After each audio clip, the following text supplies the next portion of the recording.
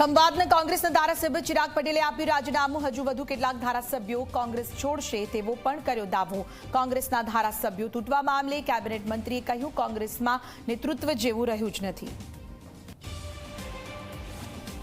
ખેડાના નડિયાદમાંથી વધુ એક નશાકારક chemical powder બનાવતી ફેક્ટરી ઝડપાઈ। ઝેરી કેમિકલનો નશાકારક ડુપ્લિકેટ તાળી બનાવવામાં ઉપયોગ થતો હતો।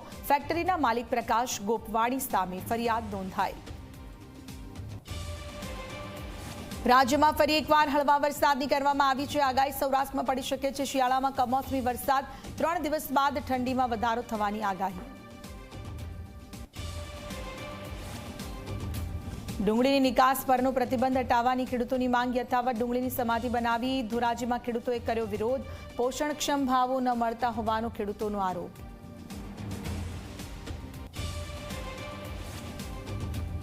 સંસદમાં સુરક્ષામાં ચૂક મામલે સંસદમાં સતત હોબાળો। વિપક્ષના અત્યાર સુધીમાં 141 સાંસદો થયા સસ્પેન્ડ। સુરક્ષામાં ચૂક મામલે કેન્દ્રીય ગૃહમંત્રીના નિવેદનની માંગ સાથે વિપક્ષ સતત કરી રહ્યું છે હોબાળો।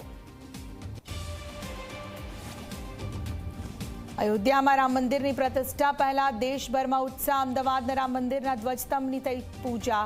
શાસ્ત્રોક્ત મંત્રોચ્ચાર સાથે મુખ્ય ધ્વજસ્તંભની પૂજા।